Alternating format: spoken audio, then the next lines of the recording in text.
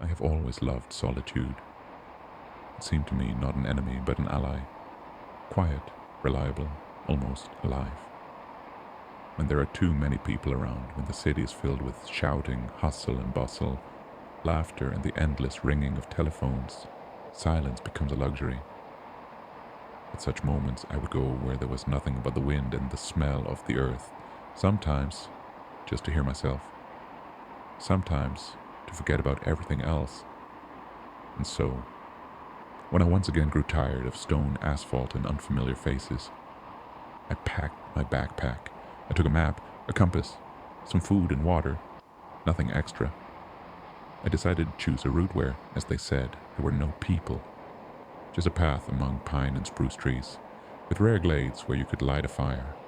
Air, freedom, silence. It seemed to me that this was enough to feel alive again. The first day passed quietly. I walked slowly, enjoying every step. The forest breathed, thick, damp, smelling of moss, old leaves, and resin. Somewhere in the distance, birds chirped, and sometimes squirrels rustled, jumping from branch to branch. Occasionally, the sun broke through the foliage, leaving shimmering patches of light on the ground. It was good. The world seemed purified, simple and real. But as evening approached, I realized that I had taken a wrong turn. Not immediately. At first, it seemed that the path had simply changed direction slightly. Then I noticed that the landmarks had disappeared. No notches in the trees, no old signs. The map was of no help. Everything around looked the same. Grey trunks, soft moss, thick shadows. I walked for another half hour, hoping to come out into a clearing, but things only got worse. The forest seemed to be closing in, becoming denser and darker with every passing minute. When the sun sank below the horizon, the air changed. It became heavy, sticky, cold.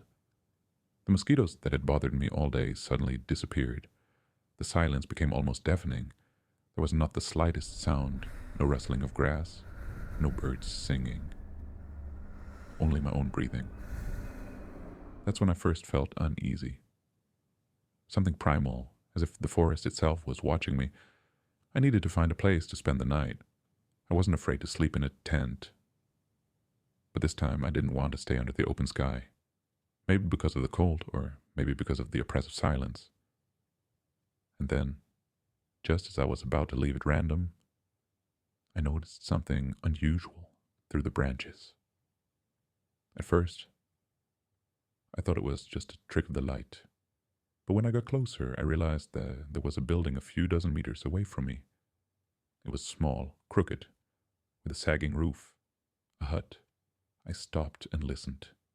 The forest was quiet, not a sound, not a breeze. Even the insects seemed to avoid this place. I took a step, then another. The ground beneath my feet squelched, wet and soft. The door hung on a single hinge. When I pushed it, it creaked so long and plaintively that a chill ran down my spine. It seemed as if the house itself was surprised to be disturbed. Inside, it smelled of mold, mustiness, and something sweet and rotten.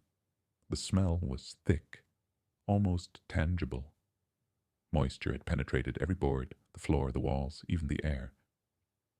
I turned on my flashlight and cautiously went inside. There was only one room.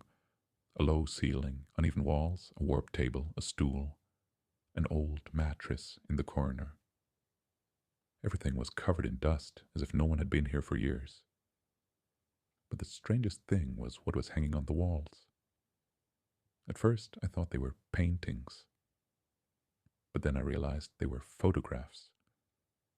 Several old, yellowed photographs in cracked frames. There were people in them. Men, women, children. The faces were faded but still recognizable. Something was wrong. The eyes. Everyone's eyes. Slightly offset, as if they are looking not at the camera but directly at you. I immediately remembered the Mona Lisa effect, an illusion in which it seems that the person in the portrait is looking at you, no matter which side you look at them from. The smiles are uneven, elongated, as if drawn by someone else's hand, and the skin on their faces is pale, almost transparent, with shadows under their cheekbones. I felt a chill. Someone had lived here. Maybe an old hermit, a collector of old photographs, or maybe just a strange person who was afraid of loneliness and covered the walls with faces so as not to be alone. I was tired. Hunger, anxiety, and the road had worn me out. I convinced myself that there was nothing to be afraid of, that these were just old things. I took off my backpack and sat down on the mattress. It creaked, but turned out to be soft. I lay down with my back to the wall, trying not to look at the photographs. Just close my eyes and wait for morning.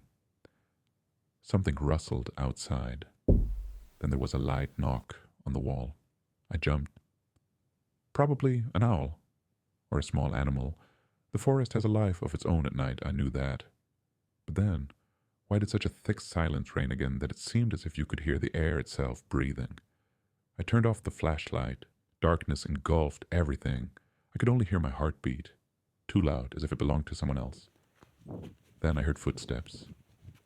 Quiet, cautious. Someone was walking around the hut. A step, a pause, another step. I froze. I thought it might be an animal, but the footsteps were steady, too steady. Then everything fell silent, completely. Even the wind disappeared. It seemed as if the whole forest had frozen. I don't know how long I lay there. A minute, 10 minutes, an hour. But at some point, fatigue overcame my fear. My eyes closed of their own accord. I woke up from the cold. The sun had already risen. Its rays penetrated inside in thin strips, dancing in the dust. I sat up, rubbed my face, and couldn't figure out where I was for a long time. Then I remembered. The walk, the forest, the hut, the portraits, and suddenly I noticed that something had changed. The light fell differently. The room seemed different. I stood up, slowly looked around the walls, and my heart stopped. The photographs were gone. Instead, there were windows, old, cloudy, covered with dust and cobwebs. Morning light streamed through them. Outside, I could see the forest. Everything looked so natural that for a moment I thought I had gone mad. After all, yesterday there had been portraits here. I walked over to the nearest window. I ran my hand over the glass. It was cold, real. Behind it was a thick thicket. I looked closely and remembered the faces, the same smiles, the same eyes. Now I understood why they seemed alive, why I felt like someone was watching me at night. I recoiled, stumbled over a stool, and almost fell. My hand was shaking. I rushed to another window, also a window, empty. The third one was the same. No faces, only light, forest, and cold.